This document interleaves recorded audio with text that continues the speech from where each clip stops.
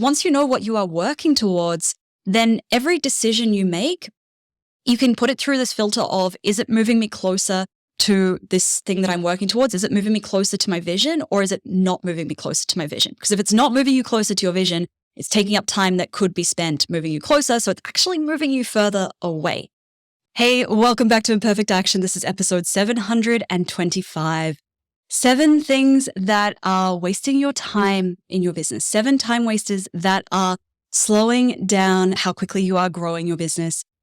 When I survey my audience twice a year, one of the biggest things that comes out every single time is that there's just not enough time in the day to do all of the things required to grow your business.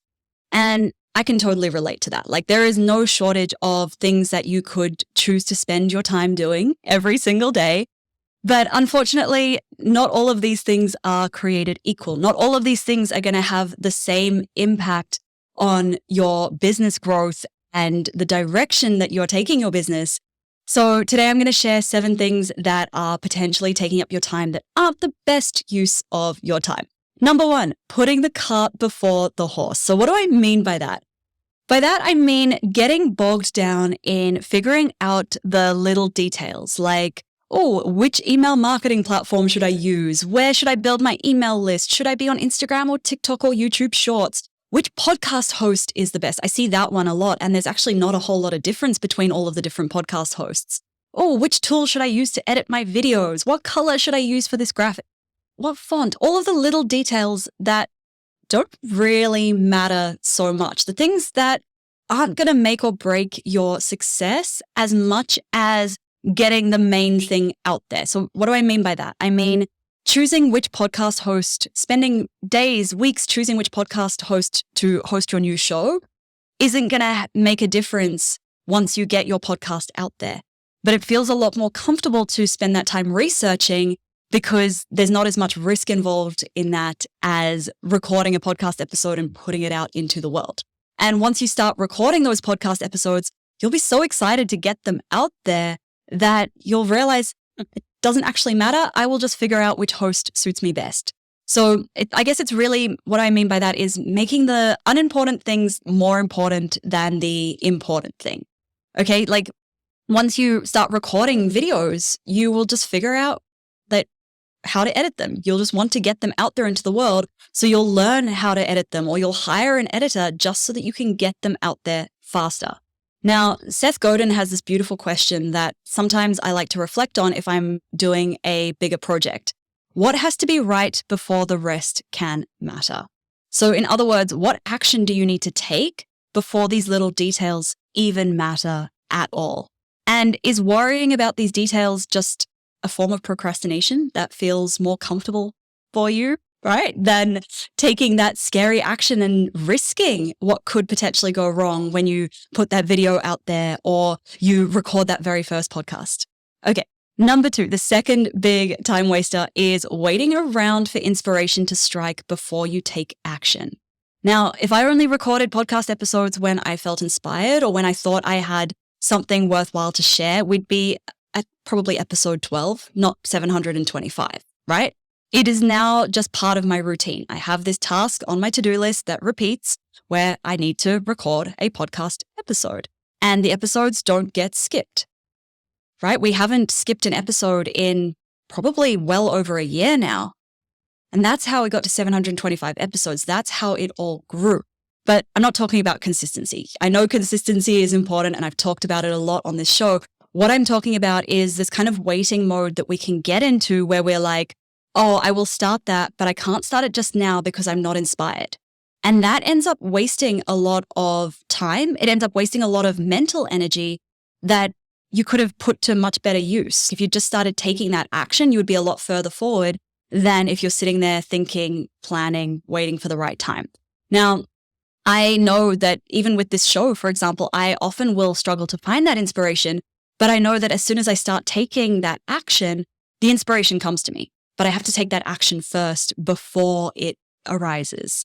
Now, when I start recording, great. That's when I generally just figure out what I'm talking about. I've got an outline, but once I hit record, it becomes a lot easier than sitting there waiting for that inspiration to hit the record button. And I could wait for that for a long time. Number 3, the third thing that is wasting your time is busy tasks that feel productive, but that don't grow your business, like checking your emails 5 times or more every single day. I deliberately tell people that I am bad with emails. And I think I even have an autoresponder that says this.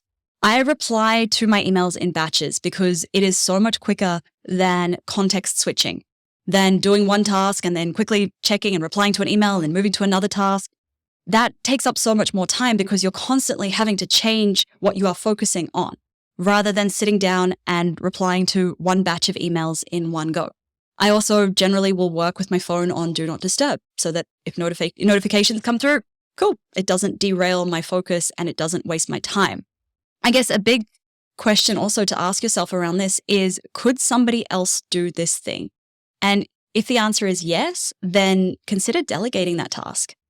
Another thing to ask is, does this task need to happen? Is this actually producing a measurable result? And if it's not, then I would consider deleting the task. Okay, number 4, the fourth big time waster in your business is trying to make everything perfect before you release it into the world. Oh, just get it out there. Honestly, once it is out there, then you can see what works. Then you can see, oh, this is successful or this is not successful. And then we can iterate from there rather than waiting for it to be perfect and never getting it out there in the first place. You won't know what works until you have it out there and you can get that feedback loop, right? I love to think of this as, digital camera versus a film camera. A film camera, you could point, you could shoot, you could take a photo, but you won't know for weeks whether the photo was any good because you have to wait for it to come back and then you can see, oh, it was out of focus or it was underexposed. Whereas a digital camera, you take a photo and you can see instantly, oh, the horizon's wonky. Let me take that again. That is what taking action is like. It's like having that instant feedback of something's broken. Great, let's fix that. I used to spend an hour creating a single podcast episode, outlining it, recording it, editing it so it was perfect. And it would take up so much time, 3 episodes a week, right? But then I've realized, my audience doesn't care whether I say like or but they do care that I'm producing good content. And for me to produce good content, I can't be spending an hour on every episode. Now I don't edit my episodes anymore. But back when I did, I realized, oh, I could save a lot of time by just leaving in the filler words. Now, the other thing where I see people getting stuck is editing captions, making them perfect before they can publish that post to Instagram. Recording their course content, they can get so stuck on making the slides perfect and the outline perfect and the recording perfect. And it ends up becoming this thing that takes so long, it never gets out there into the world. Back in episode 715, I talked a little bit about how you can use imperfect action as a framework to get out of this place of being stuck and overthinking.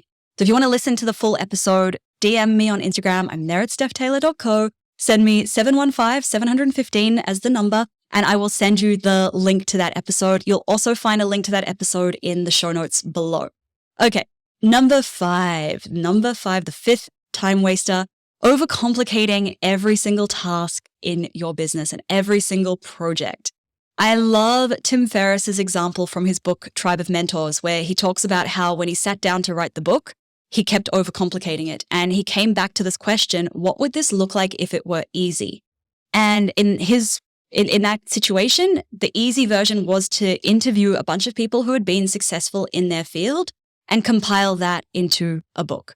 What would this look like if it were easy?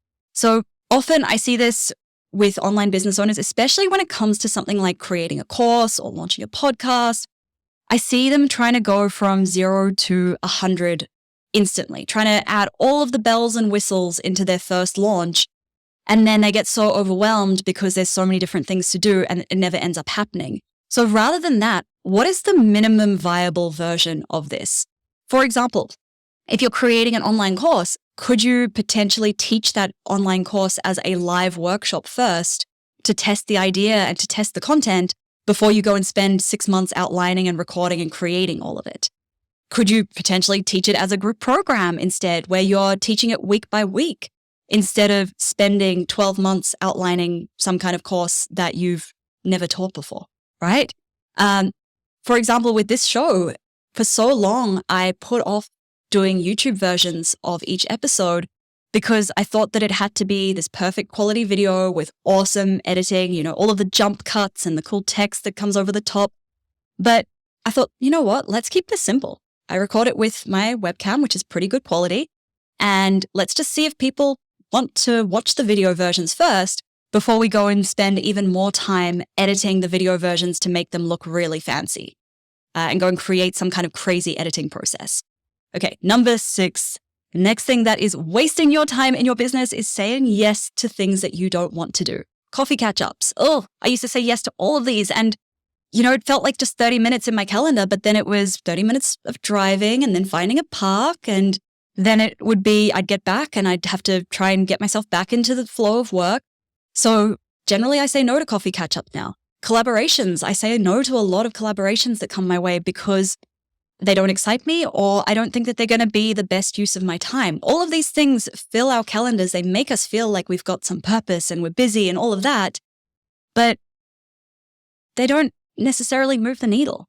They can be a massive time waster. And another question, this is also actually from the book Tribe of Mentors as well, from Tim Ferriss's book. I can't remember exactly who came up with this or who shared this, but the question that I reflect on is, would I say yes to this if it were tomorrow? If this thing that I'm committing to today were happening tomorrow morning, would I still want to do this? And that's been a really good gauge, because a lot of the time we think a month from now, I'm going to have so much more free time. I'm going to be able to do all of these things that I want to do.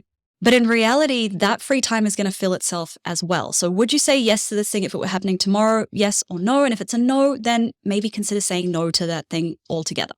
This also goes for tasks that you don't want to do. For example, if you are creating content for TikTok because everyone out there is telling you need to be on TikTok, otherwise your business isn't going to succeed, but you hate doing that, then consider deleting that task. I'm a big fan of deleting things that are not lighting me up, not moving the needle.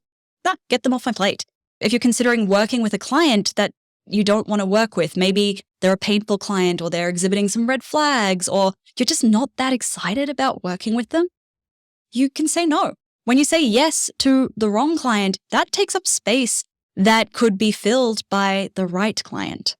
And I know it feels really scary because you're saying no to potential income, but by opening up that space, you're allowing something better to come into its place. And then finally, number 7, the 7th time waster in your business is not knowing what to focus on at any given time. So chasing all of the shiny ideas, being really scattered, working on whatever you feel like working on, but not really moving forward on anything in particular. Focus gets you there a lot faster. And I say this as somebody who has ADHD, who struggles with focus. Unfortunately, focus is incredibly important. And if you are like me, where you struggle to find that focus, that is where having external structure can be really helpful. Having systems, having a team to support you, having external accountability. Like, I would not be able to focus on creating these episodes if I didn't have that external accountability of my podcast listeners expecting a new episode from me every Monday, Wednesday, Friday. It also helps knowing what your vision is for your business and having that clarity for your business model. Because once you know what you are working towards, then every decision you make, you can put it through this filter of, is it moving me closer to this thing that I'm working towards? Is it moving me closer to my vision, or is it not moving me closer to my vision? Because if it's not moving you closer to your vision, it's taking up time that could be spent moving you closer. So it's actually moving you further away. Okay.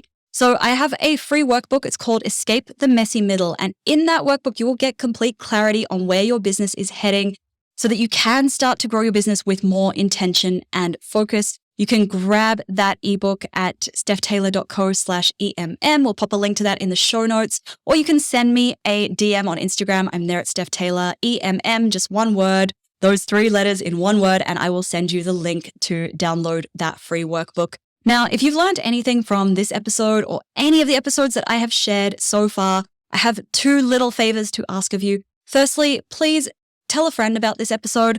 Hit the share button, copy the link, and send it to them. Somebody who is maybe starting out in business, or somebody who has been in business for a little while. They might be spending time on things that aren't really moving the needle on their business. So share this episode with them, because it's how I get to help more people. And the second thing that I would love to ask is, if you haven't yet left a rating and a review in Apple Podcasts, please do so. It takes 30 seconds. I read every single one of them. It means a lot to me and it means a lot to my team as well. We put so much time and effort into creating this show.